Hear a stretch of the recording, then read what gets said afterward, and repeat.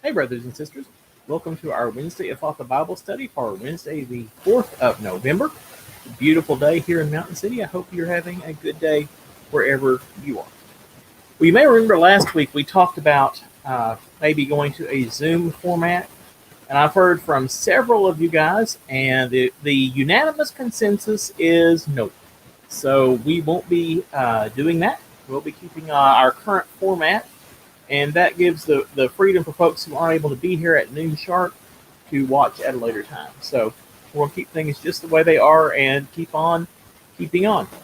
As always, if you have questions or comments or things you're not sure about, you're welcome to leave a comment. I can see those live. Or you can shoot me an email or a text, and I may need to address it the following Wednesday. But I welcome comments, questions, thoughts, some interaction. That's always a good thing. Well, I want to share a mug with you today. The mug of the day is from the Battleship North Carolina. Find the camera. There's the camera. Good grief. Oh, sorry. Okay. Battleship North Carolina in Wilmington. And it's full of stuff, so I don't have coffee in it today. But when the kids were smaller, they weren't young, but they were younger than they are now. For 6 or 8 years, we had a family tradition of taking a New Year's trip, and this is one of our New Year's Day trips. We went down to Wilmington and toured the battleship, and that was really cool. They had just lots of neat displays. It was cool to be able to walk on the decks. I got to crawl up into one of the turrets and use the sighting, the aiming, the rangefinder sights. It was just an amazing experience to be able to walk the decks and go down into some of the inner spaces. I tip my hats to all the Navy folks. I can't imagine.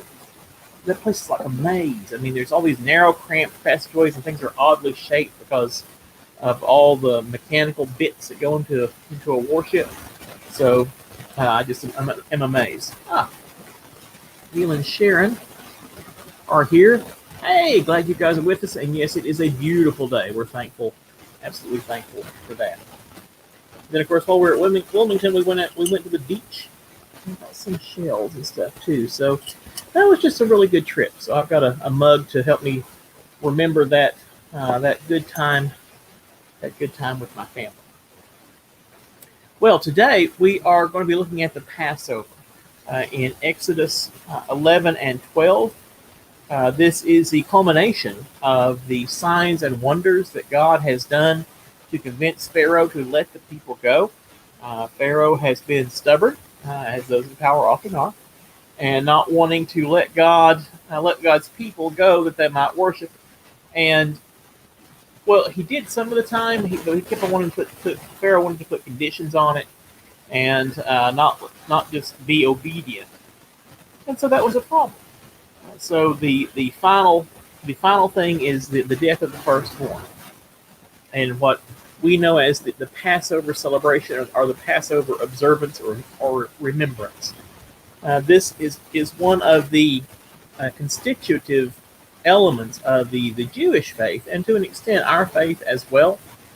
And when God is telling Moses about this, he is setting this up as a perpetual remembrance. He is telling Moses that the people will remember this time each and every year, and be sure to teach their young ones about why they're doing this, that God has delivered God's people out of bondage. So we are in Exodus chapter 11, verse 1. The Lord said to Moses, I will bring one more plague upon Pharaoh and upon Egypt. Afterwards, he will let you go from here. Indeed, when he lets you go, he will drive you away. Tell the people that every man is to ask his neighbor, and every woman is to ask her neighbor for objects of silver and gold. The Lord gave the people favor in the sight of the Egyptians. Moreover, Moses himself was a man of great importance in the land of Egypt, and in the sight of Pharaoh's officials, and in the sight of the people. Now, this is, I think, the first mention of how Moses was viewed by the Egyptians. I mean, he'd been gone for a long time, but evidently there were enough folks who knew of him that he had he had quite the reputation. Verse 4. Moses said, "Thus says the Lord, about midnight I will go out throughout Egypt. Every firstborn in the land of Egypt shall die, from the firstborn of Pharaoh who sits on his throne, to the firstborn of the female slave who is behind the handmill, and all the firstborn of the livestock. Then there will be a loud cry throughout the whole land of Egypt, such as never been, nor will ever be again. But not a dog shall growl at any of the Israelites, not at people, not at animals, so that you know that the Lord makes a distinction between Egypt and Israel. Then all these officials of yours shall come down to me and bow low to me, saying, 'Leave us, you and all the people who follow you.' After that, I will leave." And in hot anger, he left Pharaoh. Now remember, chapter 11 began almost in the middle of a conversation. Pharaoh is ticked, and so is Moses. And Pharaoh is throwing Moses out of the palace, and Moses goes on to tell Pharaoh about what is coming. So this is quite the tense moment. Hey Sue, I'm glad you're with us. I hope you and Jack are doing well on this beautiful day. Glad you're here. All right. So hot anger, he left Pharaoh. 9. The Lord said to Moses, "Pharaoh will not listen to you, in order that my wonders may be multiplied in the land of Egypt." Moses and Aaron performed all these wonders before Pharaoh, but the Lord hardened Pharaoh's heart, and he did not let the people of Israel go out of his land. And we talked briefly about this last time, and it says here explicitly that the Lord hardened Pharaoh's heart. I'm going to say that I doubt this translation. I'm not sure we're rendering that accurately, and I'm saying that because I think it is not in God's nature for him to prevent someone from being obedient. If someone wants to obey, I don't think God's going to stop them. Now, God is God. I am not. God is omnipotent and omniscient and has the power to make us do what we want to. But at least here in New Testament times, in people of the New Covenant like we are, God has given us free will so that we can choose to be obedient or choose to be disobedient. So I kind of question that translation, that if Pharaoh had wanted to let the people go, wanted to be obedient, I don't think God would have stopped him from doing that. But anyway, at any rate, Pharaoh's heart was hardened, whatever it means, and he still didn't let the people go.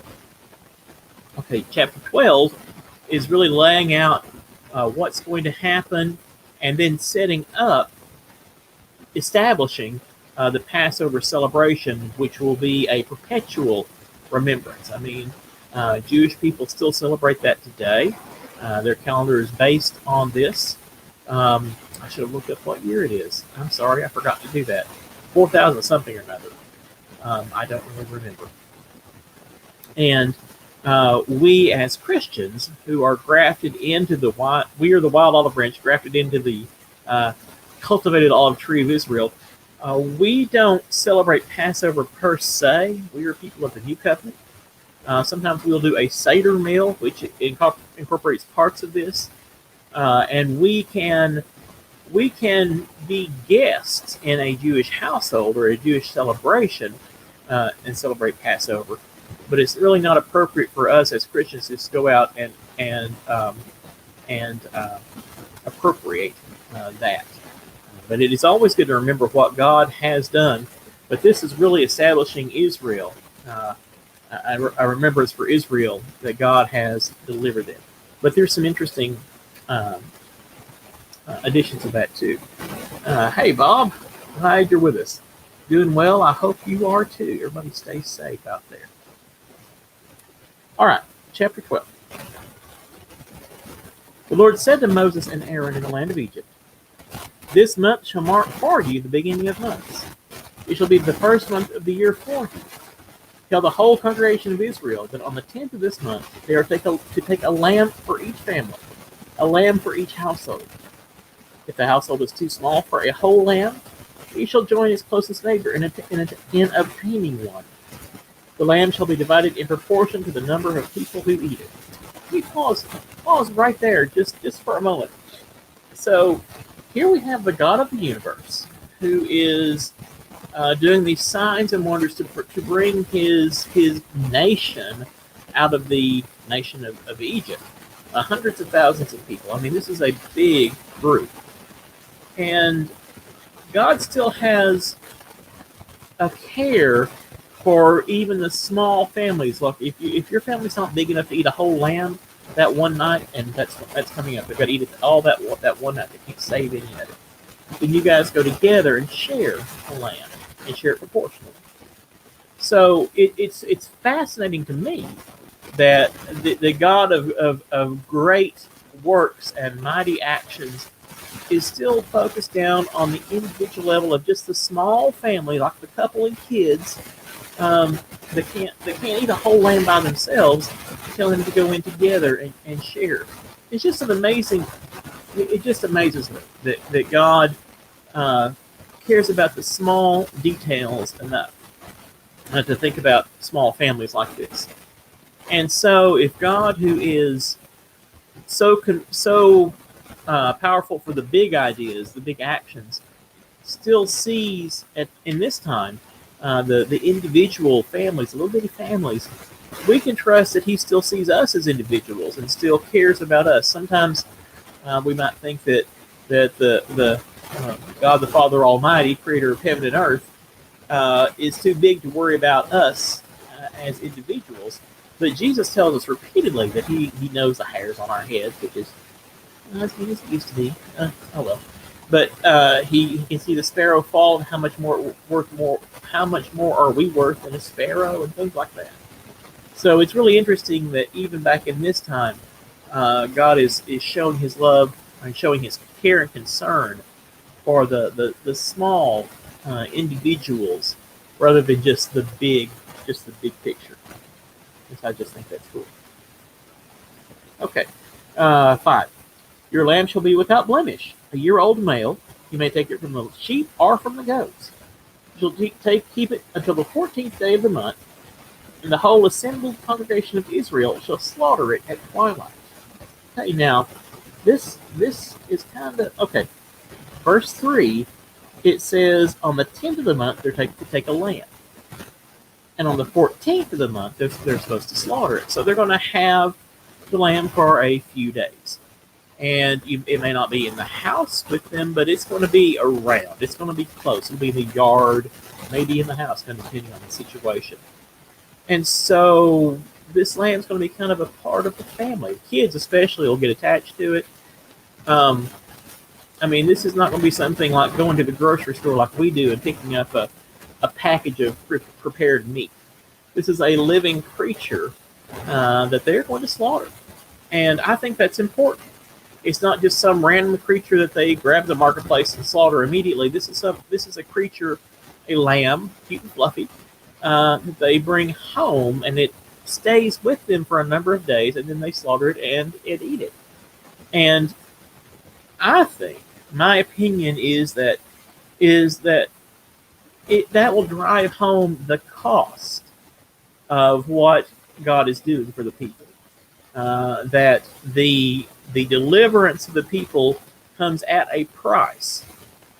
And likewise, when we talk about Christ as the Passover lamb, our salvation from sin, that comes at a price as well, a price in blood. The brokenness that sin creates can't be reconciled by anything but blood. And so Christ bled and died for us, and because of the brokenness and sin of Pharaoh and the situation the Israelites were in, their freedom was purchased with the blood of the lambs that were slain on Passover night. It's not a cheap grace or a free grace. There is a cost involved, and we need to honor that. Okay. So we're at twilight. 7. They shall take some of the blood and put it on the two doorposts and on the lintel of the houses in which they eat it. They shall eat the lamb at the same night. They shall eat it roasted over the fire with unleavened bread and bitter herbs. They shall not eat any of it raw or boiled in water, but roasted over the fire with its head, legs, and inner organs. You shall let none of it remain until the morning. Anything that remains until morning you shall burn. This is how you shall eat it. Your loins girded, your sandals on your feet, and your staff in your hand. And you shall eat it hurriedly. It is the Passover of the Lord.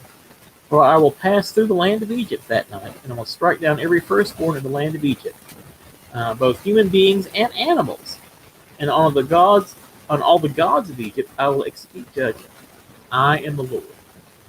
The blood shall be a sign for you on the houses where you live. I will see the blood, and I will pass over you, and no plague shall destroy you when I strike the land of Egypt. Okay, let me pause there for a moment. The Israelites are kind of being trained or taught, or what they're doing now is a bit of a foretaste for what they're going to be doing. They're going to be wanderers. They're going to be nomads for a while. Not as long. It was longer than God had originally intended, but because of the Israelites' stubbornness and hard-headedness, they ended up staying in the wilderness a lot longer than originally planned. But they're being shown that they're going to be traveling. They're going to be moving about. Now, the blood on the doorposts, and the lintel, of course, is the piece across the top of the door. Was that necessary? Well, yes and no. Was it necessary for God to know where all the Israelites lived? No, it wasn't. Remember that in one of the plagues on the livestock, I forgot which, it's back a little ways. Remember on the plague of the livestock where the Israelites' livestock was untouched and the Egyptians' livestock was decimated? And on the plague on the crops, the locusts, I think it was, their crops were fine, or the hail it was. On the hail, it didn't destroy the crops in Goshen where the Israelites were. It destroyed the crops elsewhere. So God knows where God's people are. I mean, they didn't have to put blood on the doorpost for God to know where they were. But the act of putting the blood on the doorpost also was a sign of their obedience and faithfulness and trust. See, that's part of what all this is about. The tablets of the law of Moses, the dietary laws, the laws about clothing, about all the things that are still coming up down the road a little ways. But they're all about training the people of God that they are different from all the other nations of the world. Part of their identity is wrapped up in this obedience to these things that God has said. So if they're not going to be obedient, they have no place in Israel. Israel is defined as the obedient people of God. And likewise with Christians, we are the ones who have declared to be followers of Christ. That means we are obedient to what Christ has said. So if they weren't going to follow the rules, if they weren't going to do what God said, there's no place for them in Israel. They're not worthy, to be honest, of what God has done, what God is doing. So yeah, this is about teaching the people of God that they are the people of God. Their identity is kind of wrapped up in being obedient to these rules, being obedient to what God says. And in verse 14, God establishes this as a festival forever. Verse 14, this shall be a day of remembrance for you. You shall celebrate it as a festival to the Lord. Throughout your generations, you shall observe it as a perpetual ordinance. 7 days you shall eat unleavened bread. On the first day you shall remove leaven from your houses. And for whoever eats leavened bread from the first day until the seventh day shall be cut off from Israel. it's not that God hates yeast or God hates like dinner rolls. This is again about obedience. It's about doing what God has said. And the unleavened bread, and we'll talk. It talks about that some um, a few verses down the road. That this is another sign and symbol of the haste, which they are leaving Egypt, and partially about their travels. And they're fleeing Egypt. God is delivering them from Egypt so fast that the bread doesn't have time to rise, so that they're going to be eating crackers and pita breads and flatbreads and things like that. Nothing leavened. Okay. Okay, yeah, 16. On the first day you shall hold a solemn assembly, and on the seventh day a solemn assembly. No work shall be done on those days, only what everyone must eat. That alone may be prepared by you. So they can eat, but they're not allowed to do other work. Those days are set aside for a solemn assembly, what we would think of as worship. Times to get together, hear God's word, to think about what God has done and things like that. You shall observe the festival of unleavened bread, for on this very day I have brought your companies out of the land of Egypt. You shall observe this day throughout your generations as a perpetual ordinance. Now, we're kind of repeating again, but Exodus, like Genesis, is in a sense a compilation. The temple had a copy. The royal houses had a copy. There were several different, I don't want to say versions, but different copies and slightly different ways that the account was recorded and remembered. So when the Pentateuch, the first 5 books of the Bible, were put together, were assembled into written form or scroll form, they tried to make sure everything was included. That's why there's some overlap and going back and forth. 18. In the first month, from the evening of the 14th day until the evening of the 21st day, you shall eat unleavened bread. For 7 days, no leaven shall be found in your houses. For whoever eats what is leavened shall be cut off from the congregation of Israel, whether an alien or a native in the land. You shall eat nothing leavened. In all your settlements, you shall eat unleavened bread. Okay. So verse 21 begins the actual Passover,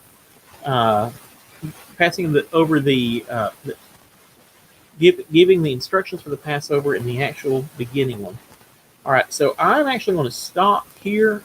We covered a lot. We had a lot of ideas and things, so I'm going to stop here, and we'll pick up in 12:21 next week and go on with more of the Passover and the remembrance, because there are several things that I want to make sure we talk about, and I think there's too much to do here in one day. So we'll pick this back up next week and go from there. So as always, if things aren't clear, or if this raises questions, leave a comment, shoot me an email, and we can deal with that. I appreciate those who have come in for the live stream, and I also appreciate all those who watch it later on. So thank you guys. I hope you have a blessed week. You guys stay safe out there. Coronavirus is still here, but have a blessed week. We'll see you on Sunday in worship. Our live stream will be on at 11, and of course we're worshiping in the sanctuaries at Trade and at First. And this week we're talking about the wise and foolish bridesmaids. So hopefully there'll be some new ideas that we can think about. But until then, have a blessed week. You guys take care, and we will talk to you later. Bye-bye.